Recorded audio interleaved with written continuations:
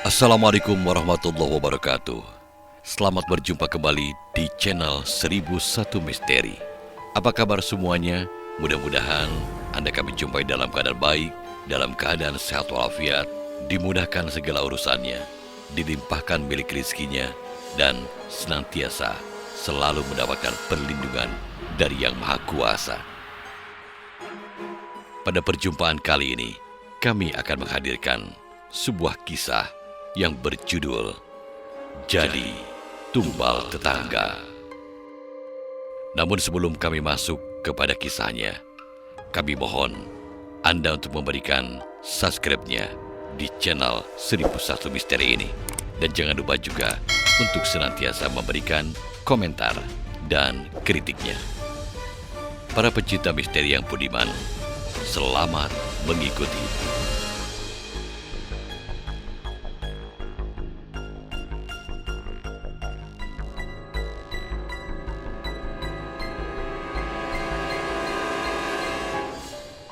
Para pecinta misteri yang budiman, pada akhir episode yang lalu dikisahkan, rintihan Monica terdengar sangat keras dan ia merasakan perutnya sangat sakit.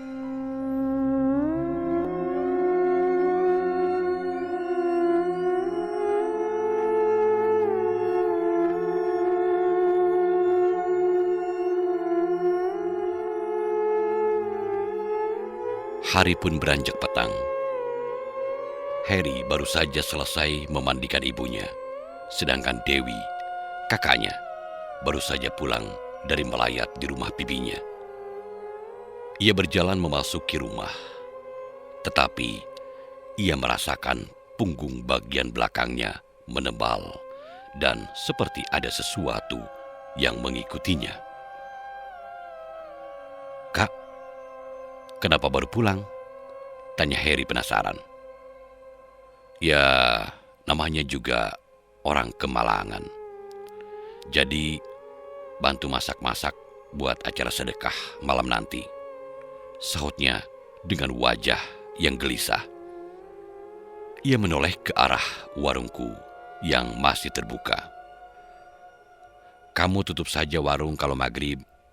Setelah selesai, baru buka lagi," pesannya pada sang adik. "Iya," sahut Harry, lalu menutup warung dan memilih untuk sholat maghrib di musola. Lalu Dewi menuju kamar mandi untuk membersihkan dirinya. Tetapi ia merasakan sesuatu mengikutinya. Dan itu sangat membuat Dewi tidak nyaman. Lalu ia mempercepat mandinya dan segera sholat maghrib. Tetapi ia merasakan jika ada sesuatu yang terus mengikutinya. Lalu ia memilih untuk mengambil sebuah buku kecil yang berisi khusus surah Yasin. Lalu ia membacanya dengan lantang. Perlahan sesuatu yang ia merasa menebal di punggungnya dengan sendirinya menghilang. Harry baru saja kembali dari musola dan ia menuju dapur. "Her, kamu tidak ke rumah bibi?" tanya Dewi. "Tidak, Kak. Kalau kakak mau ke sana, biar Aki anterin," ucapnya. Dewi mengerutkan keningnya. "Loh, kenapa kamu tidak ke sana? Nanti nggak enak dengan bibi." Dewi terus mencecar sang adik. Harry tak menjawabnya, dan ia memilih beranjak dari dapur menuju kamar untuk memberi makan sang ibu. Tiba-tiba saja, desiran angin berhawa panas menerpa tengkuknya. Dewi mengusap pundaknya dan merasakan jika bulu kuduknya meremang. Ia kemudian beranjak dari dapur dan berjalan menuju kamar. "Bang, uang belanja tambah. Pengeluaran kita semakin banyak. Mana untuk biaya berobat ibu?" dan juga biaya makan. Wardah tiba-tiba keluar dari kamarnya dan sengaja mengeraskan suaranya agar didengar oleh sang kakak ipar. Dewi terdiam, dan ia merasa jika keuangan adiknya saat ini memang lagi dalam kondisi yang tidak baik-baik saja. Bahkan warungnya semakin sepi, dan ini sangat mempengaruhi rumah tangganya. "Kakak bantu beli beras nanti," sahut Dewi yang merasa tak enak dengan ucapan sang adik iparnya. Wanita itu berjalan menuju rumah, lalu menelpon Risti dan juga Kanaya untuk mengabarkan jika ibunya butuh bantuan pengobatan agar meringankan beban sang adik. "Aku lagi nggak ada uang loh, Kak. Kamu sajalah yang bantu. Lagi pula kan anak kamu cuma satu, jadi biaya hidupmu tidak begitu banyak," sahut Risti dengan ketus dari seberang sana. "Kamu bagaimana, Kanaya?" tanya Dewi lagi pada panggilan video grup. "Nanti kakak bantu, kirimkan saja nomor rekeningmu," sahut Kanaya yang mana kehidupannya lebih baik dari yang lainnya. Tanpa sadar, percakapan ketiganya didengar oleh seseorang yang sedang berdiri sejak tadi di depan warung. "Kak Dewi, beli rokoknya sebungkus," ucap seorang pria yang sudah menunggu lama di depan warung. Fahri, bentar ya, kunci warungnya sama Heri, dan kakak tidak tahu harga rokok," sahutnya. Lalu kembali ke dalam rumah. "Her, minta kunci warung. Si Fahri mau beli rokok," ucap Dewi pada sang adik. Apa? Fahri mau beli rokok?" tanyanya dengan wajah yang sedikit datar. "Iya." "Ya sudah, kakak lanjutin suapin ibu. Aku yang ke warung," sahutnya, lalu berjalan keluar menuju warung. Ia melihat adik sepupunya sedang berdiri di atas sepeda motornya. "Rokok biasa, Bang," ucapnya dengan dada dingin.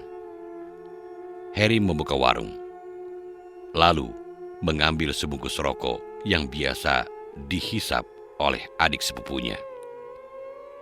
Ia menerima uang tersebut dan tersentak kaget, karena uang itu kembali terasa panas. "Kenapa, Bang?"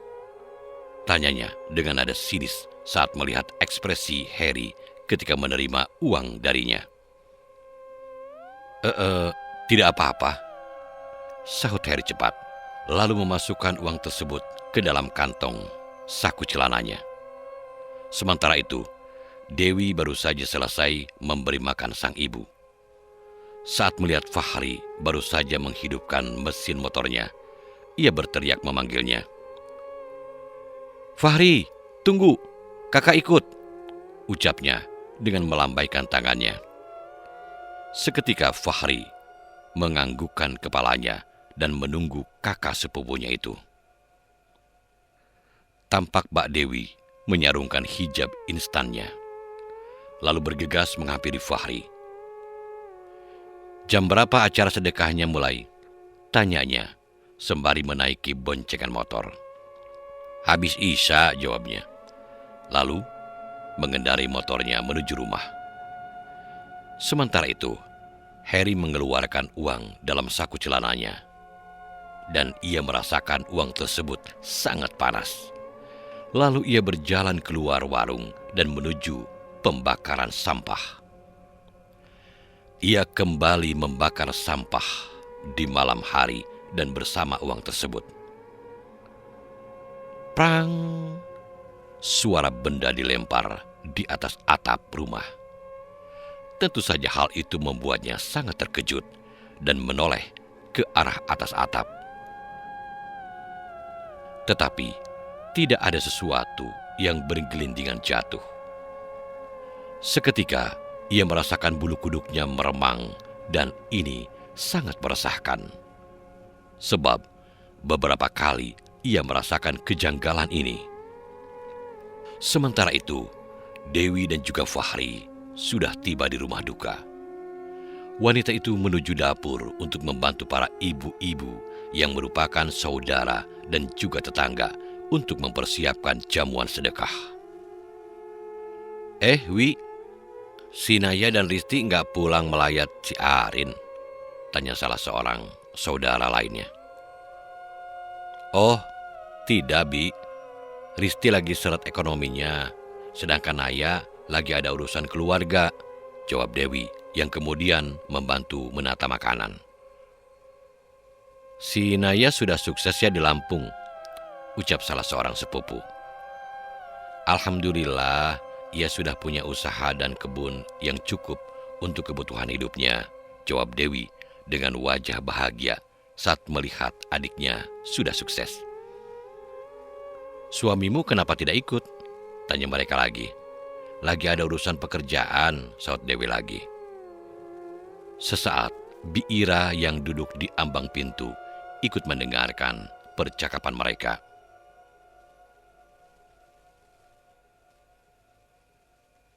Tiba-tiba saja terdengar suara tangisan bocah laki-laki berusia 3 tahun dan terdengar begitu melengking. Seketika mereka yang ada di dalam dapur dan juga yang sedang bertakjiah sedikit terganggu. Terlihat Fahri dan juga istrinya tampak terburu-buru mengendarai motornya dengan menggendong putra mereka yang terlihat berwajah pucat. Dewi keluar dari dapur. Ada apa, Fahri? Tanyanya dengan nada khawatir. Sementara Bi Ira ikut beranjak, bangkit saat mengetahui jika cucu kedua mereka sedang meraung kesakitan. Mereka tak menjawab pertanyaan Dewi dan bergegas pergi. Terlihat wajah Bi Ira yang memucat ketakutan. Mungkin saja wajar sebab ia baru saja ditinggal oleh anak perempuan satu-satunya, dan jika melihat cucunya sakit, tentu saja ia merasa sangat ketakutan. Sementara itu, Fahri dan istrinya sangat ketakutan, dan sebab putranya terus merintih kesakitan. Ia menambah laju motornya, hingga tanpa sebab Rizki memuntahkan darah segar yang cukup banyak dan membuat pakaian ibunya basah oleh cairan yang berwarna merah pekat dan berbau amis. Akan tetapi, kembali bocah itu memuntahkannya dengan muntahan yang lebih banyak. "Rizki!" teriak sang ibu dengan wajah panik dan khawatir yang sangat berlebihan. "Rizki!" teriak Santi dengan panik saat sang anak memuntahkan darah dengan begitu banyak secara tiba-tiba. Wanita itu mendekap erat sang anak. Fahri menambahkan laju motornya hingga saatnya ia tiba di depan praktik bidan Akila. Santi berlari sembari mendekap tubuh sang anak, menerobos masuk ke dalam rumah sekaligus tempat praktik. "Bu dokter, Bu, tolong anak saya," ucap Santi dengan wajah panik. Wanita yang masih berstatus lajang itu bergegas keluar dari ruang tengah dan menyambut pasien yang baru saja datang dengan tergesa-gesa. "Hah? Ini Rizki kenapa, Bu Santi?" tanya dokter Akila dengan berusaha tenang.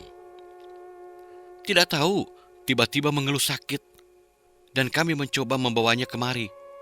Tetapi tiba-tiba muntah darah," Santi sesenggukan. Akila bergegas memeriksanya. Dimulai dari detak jantungnya dan suhu tubuhnya. "Semuanya normal," saut wanita muda itu. Tetapi pandangannya teralihkan pada sebuah luka lebam yang berada tepat di bagian kirinya.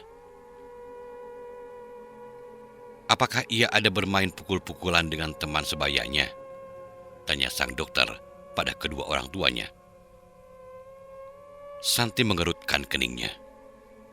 Seharian ia melekat padaku dan tidak lepas dari pengawasan. Seingatku, tidak ada ia bermain dengan siapapun, Santi menjelaskan. Sang dokter mengerutkan keningnya. Sepertinya ini bukan sakit medis. Coba cari siapapun yang dapat mengerti tentang pengobatan spiritual, saran Dr. Akila. Keduanya saling pandang dan menatap sang dokter. Apakah ini santet dari seseorang? Tanya Fahri dengan penuh selidik.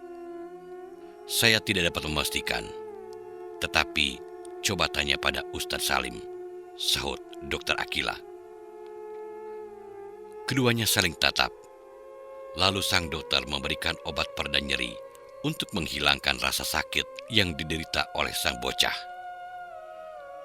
Tapi untuk memastikannya, cobalah bawa ke rumah sakit untuk dironsen, saran Dr. Akila. Keduanya menganggukkan kepala dan berpamitan pergi. Mereka tidak pulang ke rumah sang ibu, tetapi menuju rumahnya dan mempersiapkan berkas yang dibutuhkan untuk ke rumah sakit nantinya. Keduanya tiba di rumah dan tidak menghadiri malam takjiah untuk adiknya yang baru saja dimakamkan siang menjelang sore tadi. Apakah rizki kita bawa malam ini juga, Bang? Tanya Santi pada suaminya. Besok pagi saja, sahut Fahri. Tetapi aku takut dengan kondisinya yang sangat mengkhawatirkan saat ini. Bagaimana jika ia muntah darah lagi? Fahri menggaruk kepalanya yang tidak gatal. Ya sudah, persiapkan semuanya, sahutnya dengan cepat. Santi memberikan rizki yang masih mengerang kesakitan dan matanya yang tertutup. Pria itu memangkunya sembari menunggu sang istri mempersiapkan segalanya. Indri dan Syara bagaimana? Besok mereka sekolah, ucap Santi sembari memasukkan pakaian ganti untuk mereka menginap di rumah sakit. Titipkan sama ibu dulu, sahut Fahri. Tetapi sesaat bocah malang itu kembali memuntahkan darah segar. Dan kembali darah beku selebar telapak tangan dengan warna merah tua dan berbentuk seperti gel keluar bersamaan. Hah? Fahri terlonjak kaget, bahkan dengan Santi. Ayo Bang, kita bawa cepat ke rumah sakit, ucapnya. Sesaat, Fahri menelepon Dr. Akila untuk menyediakan ambulans dan juga rujukan. Tak berselang lama, sebuah mobil ambulan datang dengan surat rujukan yang dibawa oleh sang supir, kemudian membawa Rizky ke rumah sakit. Suara sirine ambulan meraung-raung keluar dari jalanan kampung menuju kota. Ira, yang mendapatkan kabar jika cucunya masuk ke rumah sakit, menjadi bertambah panik. Ia merasa was-was hal buruk terjadi pada sang cucu. Apalagi ia juga baru kehilangan putri satu-satunya itu. Nek, apa benar Dek Fahri masuk ke rumah sakit? Tanya Indri dengan penasaran. Ia baru duduk di kelas 1 SMP. Fahri cepat menikah saat masih baru kelas 1 SMA karena sebuah kecelakaan teknis yang mana senjata yang seharusnya tidak mendarat pada sebuah sasaran mendarat sebelum waktunya, sehingga harus menikah di usia muda, sehingga memiliki anak usia 13 tahun di saat ia masih berusia 29 tahun.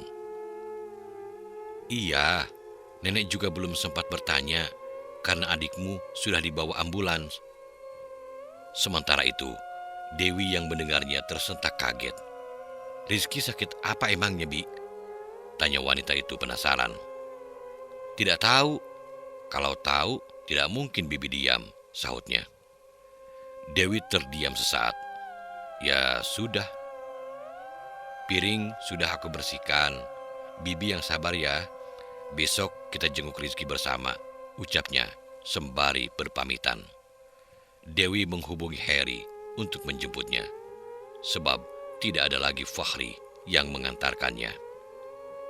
Tiba-tiba, wus, sebuah desiran angin menerpa kulit tengkuknya. Dan ini sangat tidak biasa. Hawa itu sangat panas di saat udara malam yang sangat dingin. Sesaat, Dewi menyapu tengkuknya dengan perlahan. Tak berselang lama, Harry datang menjemputnya. Tetapi hanya di ujung jalan dan tidak masuk ke dalam halaman. "Assalamualaikum, Her." Suara pria memanggil Harry yang masih sibuk menggendong sang ibu ke kamar mandi karena ingin dimandikan. "Waalaikumsalam," saut Dewi dari dalam rumah dengan handuk dan juga perlengkapan mandi untuk memandikan sang ibu. Bang Tony, ada apa bang?" tanya Dewi pada pria itu. Dewi, kamu pulang," sautnya dengan wajah memerah. Ia masih mengingat sewaktu kecil pernah main nikah-nikahan disaksikan para bocil seusia mereka dan keduanya menjadi pasangan pengantin di bawah pohon jambu. Akibat permainan itu, ternyata Tony menyimpan rasa cinta terpendam yang tidak tersampaikan. Karena akhirnya Dewi menikah dengan orang kota dan ia menikah dengan teman bocil yang menjadi orang tua dalam permainan nikah-nikahan masa kecil mereka. Dan Dewi mengetahui jika Tony menyukainya saat Harry yang memberitahu ketika pernikahannya dengan sang suami sudah hampir rampung. "Iya bang, ada perlu apa ya?" tanya Dewi Rama. Itu Wi, ada perlu dengan Harry," jawab Tony kikuk. "Oh iya, bentar ya bang." "Iya." Dewi berjalan memasuki rumah dan menuju kamar mandi untuk menemui sang adik. "Her, dipanggil Bang Tony, katanya ada perlu," ucap Dewi, lalu menyangkutkan handuk di gantungan. Harry menganggukkan kepalanya, lalu menemui Tony yang sudah menunggunya di bangku kayu warung miliknya. Wajahnya terlihat sangat gelisah. Saat melihat kedatangan Harry, ia berubah ceria. "Ada apa bang?" tanya Harry pada pria tersebut. "Her, tolong abang, pegang kunci gudang ini. Abang gak tahu lagi harus percaya pada siapa," ucapnya dengan wajah memohon. Harry terlihat sangat gelisah. "Bang, bukannya aku tidak mau, tetapi aku gak enak dengan Danang. Ia akan menuduhku sebagai penjilat dan pengadu. Sedangkan abang tahu sendiri, jika yang mengadu tentang penggelapan pupuk itu adalah karyawan abang sendiri. Tetapi ia sepertinya marah denganku karena aku dekat dengan abang. Dan ia seolah menuduhku bahwa aku yang memberitahu abang tentang semua ini," ungkap Harry dan berusaha menolak kunci gudang dan juga toko pupuk milik pria itu. "Apa sudah gak mau lagi kau menolong abang? Segitu rasa persahabatanmu sama abang," cecarnya dengan sangat penuh kesal. Harry merasa sangat tidak nyaman dengan ucapan Tony saat ini. "Bang, aku sadar banyak hutang budi sama abang. Tetapi untuk urusan ini, aku gak bisa bang. Kalau tidak, aku carikan mandor lain yang lebih jujur untuk tinggal di situ. Tetapi jangan aku, ini akan sangat mencolok. Dan asalkan abang tahu, ini Danang ada kirim pesan sama aku. Katanya, aku penjilat," ucap Harry, lalu mengeluarkan ponselnya dan memperlihatkan isi cat dari Danang yang ditunjukkan padanya. "Hah? Mengapa ia menuduh menjadi dalang penangkapan dirinya saat kepergok menjual pupuk milikku?" ucap Tony dengan rasa tak percaya. Abang lihat sendiri kan jika aku dianggap sebagai biang keroknya dan ingin merebut pekerjaannya, ucap Harry dengan lirih. Tony mengacak rambutnya dengan kasar. Dasar si Danang tidak tahu malu. Ia yang jelas berbuat, tetapi justru menyalahkan orang lain, ucap Tony dengan kesal. Aku sudah curiga sejak lama padanya, karena stok pupuk dengan penjualan sangat berbeda, ucapnya dengan kesal. Aku tidak ingin terlibat, Bang. Esok, aku usahakan untuk mencari pengganti sebagai mandor di gudang Abang. Tony meneguskan nafasnya dengan berat. Ya, sudah. Abang tidak dapat memaksa, sahutnya datar, lalu berpamitan untuk pergi. Sesaat Harry memasuki warungnya, sangat sepi, seperti tak terlihat ada pembeli yang akan singgah. Azan berkumandang. Tiba-tiba, seseorang singgah untuk membeli sesuatu di warungnya. Seorang wanita menggunakan hijab berwarna biru tua. Her, beli mie instan 2 bungkus, ucapnya cepat. Iya, Bude, apalagi? Lalu ia mengambil kantong kresek dan memasukkan mie instan dengan merek tertentu ke dalam kantong. Kopi cappuccino 2 bungkus, jawabnya lagi. Kamu kenapa sering tutup sih? Kan Bude jadi jauh buat belanja yang ringan-ringan, ucapnya dengan sedikit kesal. Sebab jika Harry tutup warung, ia harus belanja sedikit jauh ke warung satunya. Hah? Masa sih, Bude? Aku setiap hari buka kok, sahut pria itu dengan perasaan bingung. Sebab ia merasa selalu buka sejak pagi hingga maghrib, dan buka setelah selesai maghrib hingga pukul 12 malam. Ah, ngarang kamu. Bude sering kemari, dan warung kamu itu terus tutup, dan gak mungkin mata Bude rabun. Itu, kamu warung diberi lampu yang lebih terang. Sebab kadang gelap dan lampu tidak kamu hidupkan, ucapnya lagi.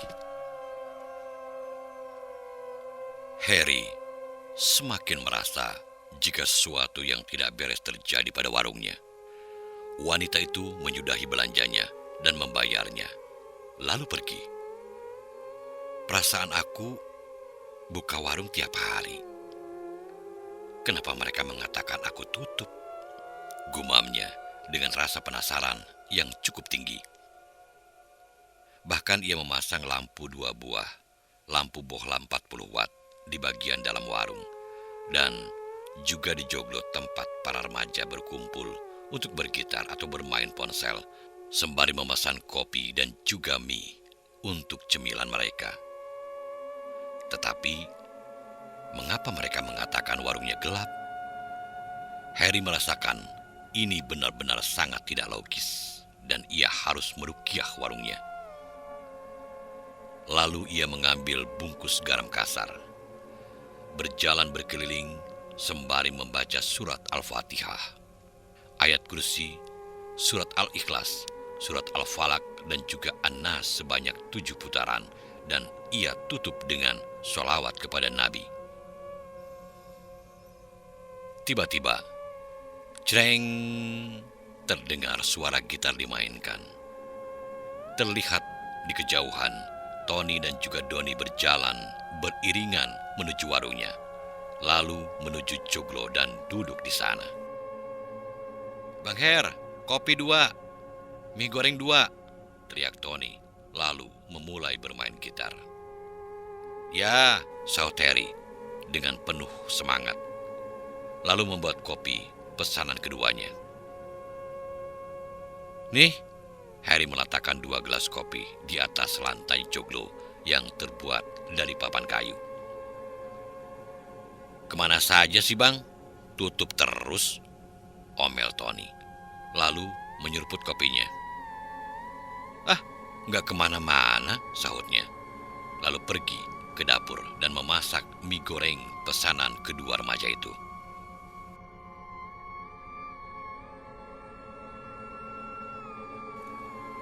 Fahri terlihat gelisah saat menunggu di depan ruang pemeriksaan untuk melihat hasil ronsen sang putra. Pintu dibuka. "Maaf, Pak, dari hasil pemeriksaan, anak Bapak baik-baik saja. Tidak ada penyakit yang mengkhawatirkan. Dan kami juga tidak mengerti apa yang menyebabkan pendarahan begitu hebat." Dokter itu memijat keningnya, seolah ada beban berat yang ia pikul saat ini. "Hah? Tidak mungkin. Dokter lihat sendiri bukan, jika anak saya baru saja memuntahkan darah yang cukup banyak. Dan ini," Fahri meraih ujung kemejanya yang basah terkena cairan kental berwarna merah tersebut. "Ini buktinya." "Apa dokter tidak melihatnya?" ucap Fahri dengan kesal. "Tetapi Bapak bisa lihat sendiri jika hasil di sini memperlihatkan sesuatu yang cukup bersih." Dokter itu mengangkat kopian hasil pemeriksaan tersebut. "Hah?" sanggah Fahri, lalu meninggalkan sang dokter dan membawa paksa anaknya kembali pulang. Pria itu tampak sangat marah ketika menerima kenyataan jika dokter dianggapnya tidak becus dalam memeriksa anaknya. "Bang, apa kita sebaiknya bertahan dulu di sini agar Rizky selesai diinfus dulu?" Santi mencoba membujuk. "Tidak, kita pulang. Jika hanya diinfus saja, lebih baik kita pulang." Ia mencabut jarum infus dengan cepat tanpa menunggu pihak medis dan membawa putranya begitu saja saat melihat penjagaan lengah. Setelah berhasil keluar dari rumah sakit, keduanya menuju pulang. Terlihat Rizky sangat lemah dan ia tampak tertidur dengan nafas yang tersengal. Keduanya sudah berada di pertengahan jalan. Tiba-tiba, bocah itu kembali memuntahkan darahnya dengan mata yang terpejam. "Rizky!" teriak Santi sembari memeluk sang bocah dengan rasa khawatir yang menggunung.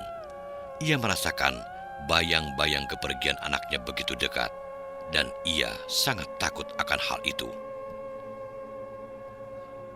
"Bagaimana ini, Bang?" Santi sangat panik. "Ya, gimana lagi? Abang juga pusing," ucapnya dengan bingung sembari menyetir mobil. "Apa salah putraku harus mengalami nasib buruk seperti ini?" ucapnya dengan sangat nelangsa. Fahri menambah laju kendaraannya. Ia ingin cepat tiba di rumah, sebab apa yang dilakukan mereka ke rumah sakit hanyalah sebuah kesia-siaan belaka. "Kita mau kemana, Bang?" tanya Santi saat melihat sang suami berbelok ke arah dari tujuan ke rumah. "Diam sajalah," omelnya. Lalu mereka berhenti di sebuah rumah yang terbuat dari beton, tetapi sangat terpencil. Pria itu turun dengan sangat tergesa-gesa dan membuka pintu mobil, lalu menggendong putranya yang mana pakaiannya telah basah oleh muntahan darah tersebut. "Rumah siapa ini, Bang?" tanya Santi penasaran. Fahri tak menjawab. Ia berjalan tergesa-gesa menuju rumah tersebut dan mengetuknya. "Ki, Ki!" teriaknya memanggil nama sang pemilik rumah. "Ya," saut suara seorang lelaki dengan nada serak. Lalu terdengar suara pintu dibuka. Tampak berdiri seorang pria berusia 40 tahun, bertubuh tinggi dan gempal, sedang menatap mereka dengan tatapan penuh makna. "Ki, tolong lihat anak saya," pinta Fahri dengan memohon. "Bawa masuk," jawabnya. Lalu memutar tubuh untuk masuk ke dalam rumah dan diikuti oleh Fahri dan Santi. Bandingkan ia di tikar itu. Titah sang pria tersebut pada Fahri dengan tangannya menunjuk tikar berbahan anyaman pandan. Fahri membaringkan tubuh Rizki yang sudah tampak lemah, dan Santi masih bingung dengan apa yang dilakukan oleh suaminya, dan ia tidak mengenal siapa pria asing tersebut. Tak berselang lama, ia membakar sebuah anglo dengan arang dan mengubahnya menjadi bara api. Lalu pria itu membakar taburan kemenyan dan juga air minyak duyung yang beraroma sangat kuat dan biasa dipergunakan dalam ritual perdukunan. Sesaat mulutnya berkomat-kamit membaca mantra dengan mata terpejam, dan sesaat ia membuka matanya, lalu menatap Rizki yang masih memejamkan matanya. Anakmu menjadi korban dari dendam iri dengki seseorang, ucap pria itu sembari menatap Fahri dengan tatapan tajam.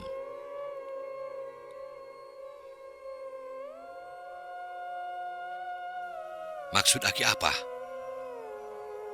Anakku terkena guna-guna, tanyanya dengan nada yang penuh rasa penasaran. Ya, anakmu terkena guna-guna akan iri dengki seseorang. Pria itu memercikkan air yang tadinya baru saja ia mantrai kepada bocah yang sudah sangat lemah itu. Orang tersebut memiliki dendam padamu. Pria itu semakin memperkuat keyakinannya. Siapa yang Aki Pahing maksudkan? Tanya Fahri dengan tak sabar. Yang saat ini ada di hatimu, ucapnya. Bang Heri. Ya, siapa lagi jika bukan dia? Ucap pria itu dengan nada meyakinkan. Mengapa ia berbuat seperti itu? Karena dia tidak menyukai kamu mengambil alih pekerjaan sebagai mandor di perkebunan milik Haji Somad. Sang pria yang masih berusia 40 tahun dan dipanggil Ki Pahing itu menyungkingkan senyum misterius. Brengsek! Dan aku melihat jika kematian Arin juga ada kejanggalan. Apakah itu ada hubungannya dengan Bang Heri? Fahri semakin penasaran. Tentu saja, karena ia ingin membalas semua rasa kesalahannya padamu. Maka ia mencelakai keluargamu, sahut Ki Pahing dengan nada penuh penekanan. Biadab! Kembalikan semua sihir itu padanya, Ki, titah Fahri dengan sangat kesal. Pria itu menyunggingkan senyum puas. Baiklah, kamu tenang saja. Akan kubuat ia menderita. Pria itu menatap dengan tajam. Pulanglah, bawa air ini. Dan jika anakmu tidak sembuh juga, itu artinya sihir yang dilancarkan oleh Heri sangatlah kuat. Maka ambil tanah kuburan dan nanti akan saya buat ramuan untuk membuat keluarganya sakit parah, sahut pria itu. Baik, Ki, terima kasih atas bantuannya, ucap Fahri dengan nada yang penuh amarah dan dendam. Lalu ia berpamitan pulang dan membawa putranya yang semakin lemah. Saat berada di dalam mobil, Santi terlihat berpikir, Bang, jangan terlalu percaya kata dukun, karena itu semua tipu muslihat. Kulihat Bang Heri tidak pernah macam-macam, jadi tidak mungkin ia mencelakai kita. Santi berasumsi. Fahri menatapnya. Sudahlah, kamu jangan ikut campur, ini urusanku, sahutnya, lalu menyetir mobil dengan nada amarah.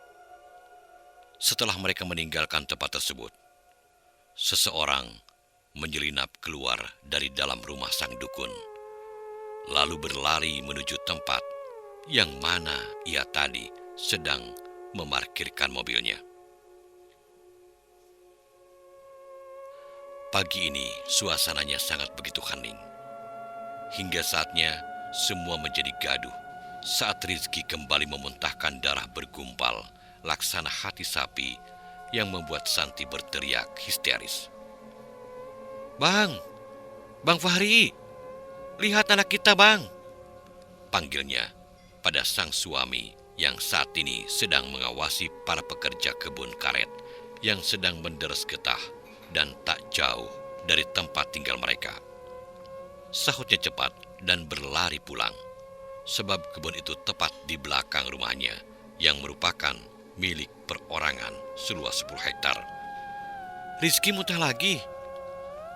Itu tandanya obat Kipahing tidak manjur dan berdusta," ucap Santi sembari mendekap putranya. Pria itu menggeram. Ini bukan karena mantranya yang tidak ampuh, tetapi jin kiriman Bang Heri yang lebih kuat, ucapnya dengan geram. Santi memandang dengan kesal.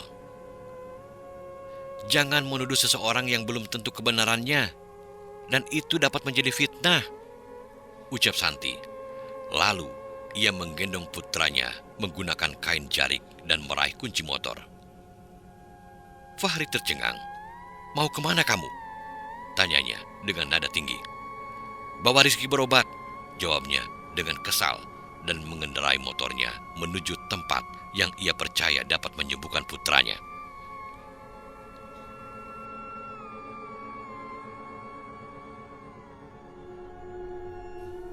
Harry menyapu halaman rumahnya. Ia baru saja memandikan ibunya, sedangkan Dewi kakaknya sudah kembali pulang, sebab anaknya merengek dan suaminya bekerja. Maka tidak ada yang menjaganya. Sementara itu, Wardah saat ini tidak mau mengurus sang ibu mertuanya yang saat ini sedang sakit parah.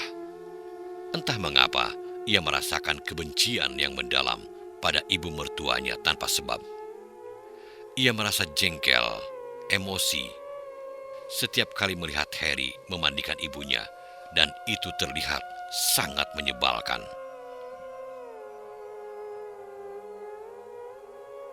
Tiba-tiba, serak!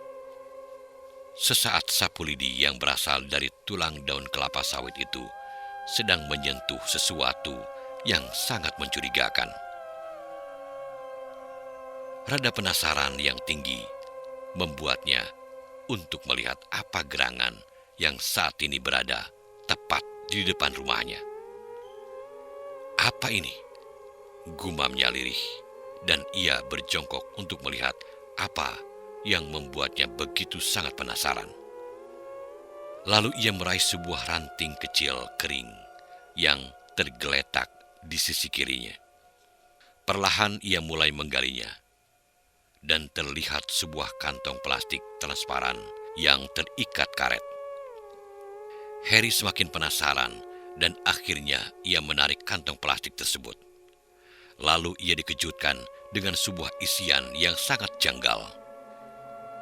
Tampak di kantong itu berisi paku berkarat dan jarum jahit yang juga berkarat, serta ijuk pohon nau bersama dengan telur ayam yang baru saja busuk karena eraman yang tidak berkembang dan tampak pecah membasahi semua benda tersebut.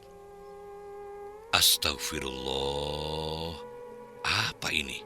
gumamnya dengan tangan gemetar dan membuatnya sangat takut. Dengan cepat ia pergi ke pembuangan sampah dan membakar benda tersebut. Jin asalnya dari api, maka kembali ke api, ucapnya. Lalu membaca segala doa yang menghancurkan para jin dan iblis. Duar! Sebuah ledakan dahsyat terdengar jauh. Sepertinya dari arah utara, bersamaan dengan terbakarnya semua benda tersebut.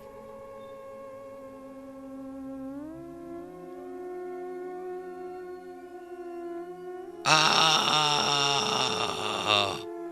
Teriakan kesakitan yang berasal dari Agung saat sedang menderes getah. Sesaat, pria itu memegangi dadanya yang terasa sangat sakit, dan ia ambruk di tengah kebun dengan mata terbeliak ke atas. "Mandor Fahri, ayah Anda ambruk," ucap salah seorang pekerja yang datang menghampirinya dengan terengah-engah. "Hah? Di mana?" tanya pria itu panik. "Di sana," tunjuk pria itu. Lalu Fahri berlari menuju arah yang ditunjuk oleh pekerjanya. "Ayah! Ayah bangun!" teriak Fahri sembari mengguncang tubuh ayahnya. Tetapi pria itu tak merespon. Hanya suara ngorokannya yang terdengar sangat memilukan. "Panggil ambulan!" titah Fahri. Lalu yang lainnya berusaha untuk menghubungi dengan segera. Fahri semakin panik saat melihat sang ayah tak lagi mengorok dan diam tak bergeming. "Ayah! Ayah! Ayah!" panggil Fahri, rasa tak percaya. "Baru 2 hari kepergian Arin. Ya, jangan lagi," ucapnya penuh dengan rasa takut yang sangat mengerikan.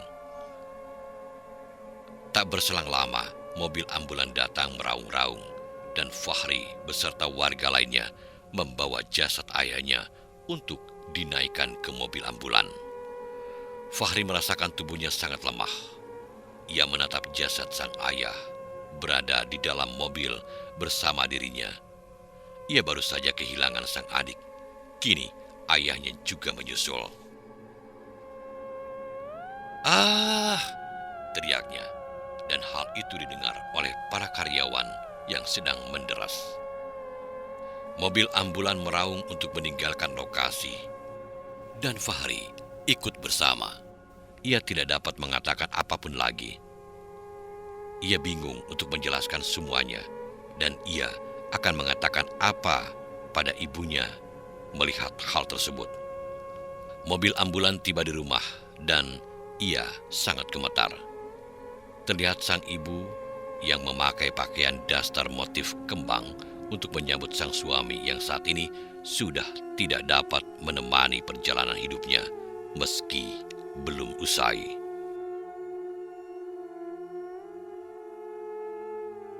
Sesaat, Ira menatap dengan tatapan nanar. Ia tak dapat menahan rasa sedihnya karena ini terus bertubi-tubi dan ia seolah tak sanggup untuk menegakkan kakinya yang berdiri dengan lemah. Dan brak! Tubuhnya terhempas di tanah basah dan ia tak sadarkan diri. Belum genap 7 hari kepergian Arin.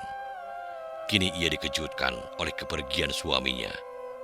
Dan kini Rizky, sang cucu juga sedang sekarat dan penyakitnya pun sangat aneh. Warga menolong Ira dengan menggotongnya masuk ke dalam rumah, sedangkan yang lainnya menyempurnakan jenazah suaminya.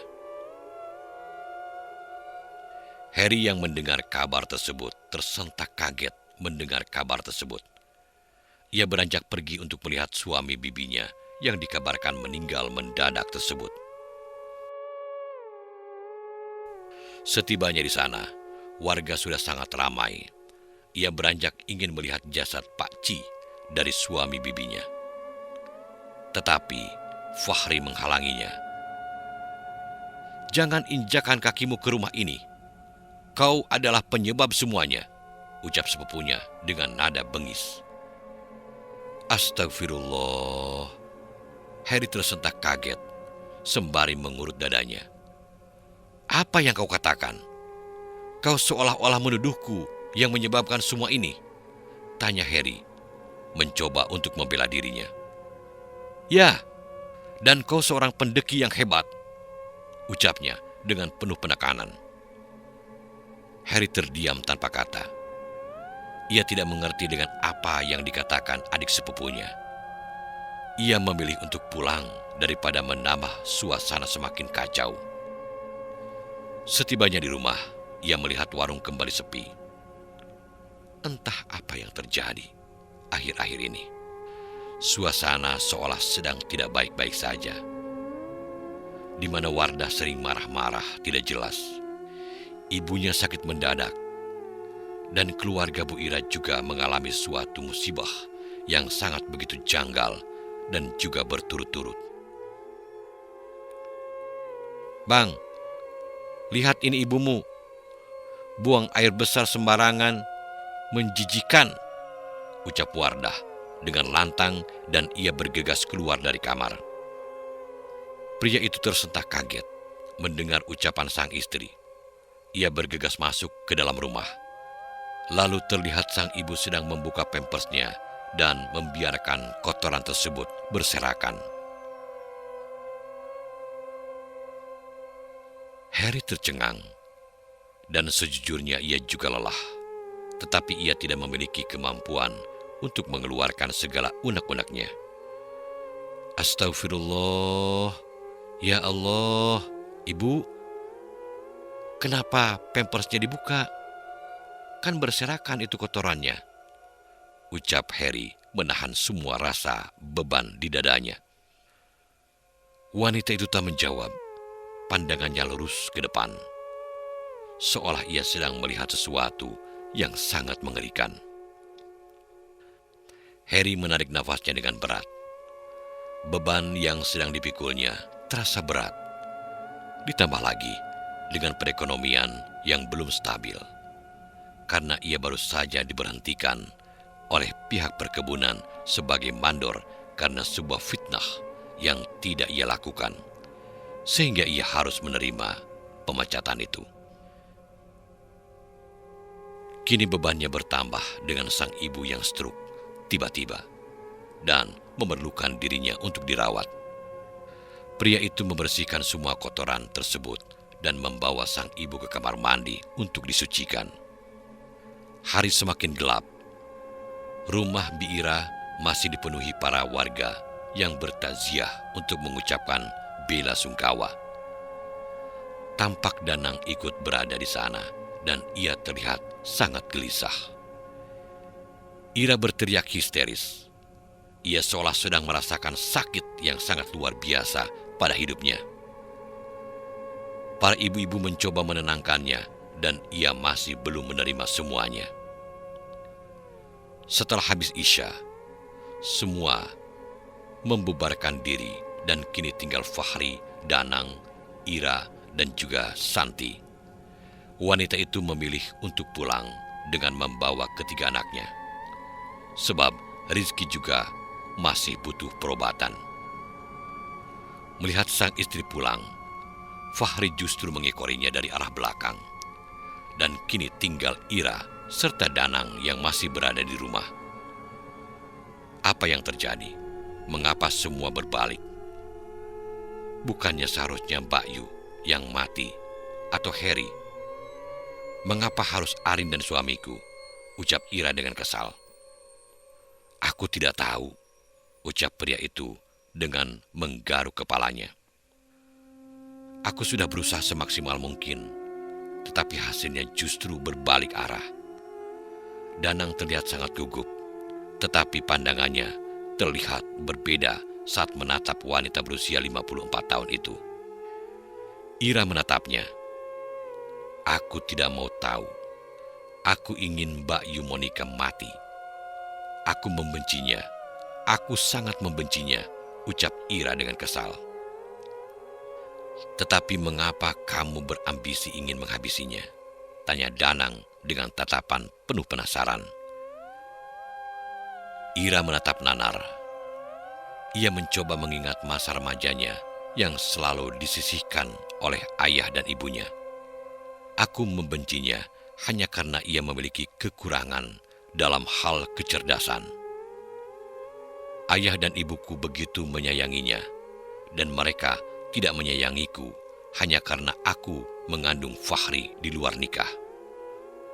Aku sangat membenci Bayu Monika," ucapnya dengan amarah yang meledak. "Tetapi itu sudah sangat berlalu lama. Mengapa kau menyimpannya sampai sekarang?" Karena ia merasakan hidupnya sangat enak. Meskipun ia menjanda sejak Harry masih kecil, tetapi hidupnya dinafkahi ayah dan ibu.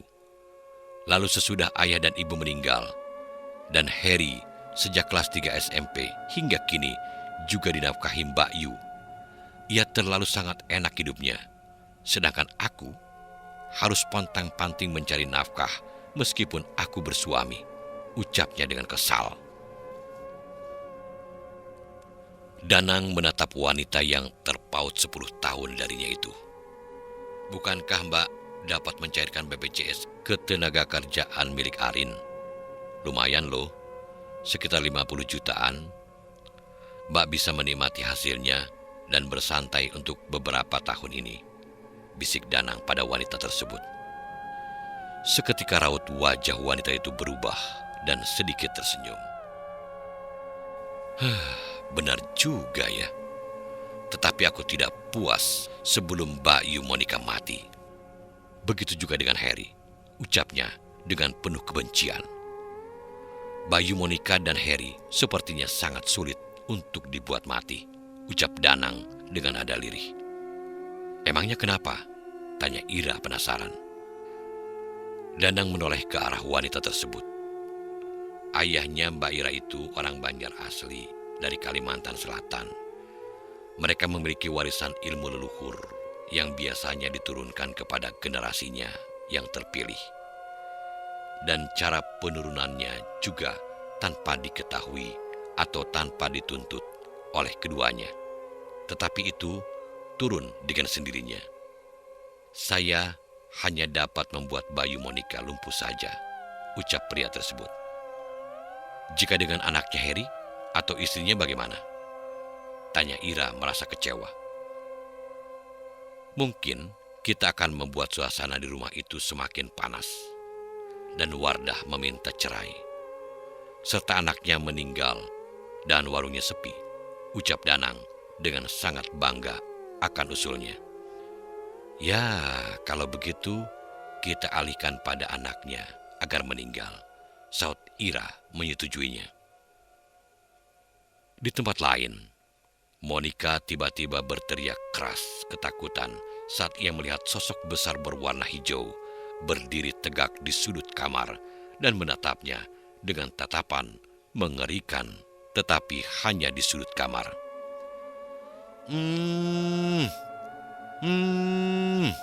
Monica kembali merintih kesakitan sebab perutnya seolah ditusuk oleh ribuan jarum. Keesokan harinya, Ira merubah cat rumahnya menjadi warna hijau, mencolok terang. Sedangkan ia baru saja mengalami musibah. Dan ia tidak menghiraukan para tetangga yang mulai menggunjingnya karena Danang yang merupakan tetangga mereka sering datang berkunjung. Tetapi Ira mengelak dengan mengatakan meminta bantuan pada pria itu untuk mengurus uang santunan dari almarhum putrinya. Bahkan saat ini Danang yang mengecat rumahnya dan juga membantunya pergi ke kota untuk mengurus santunan Arin.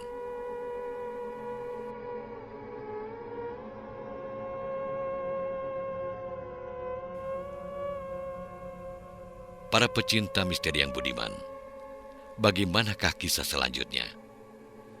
Ikuti terus kisahnya di channel 1001 Misteri. Sampai jumpa.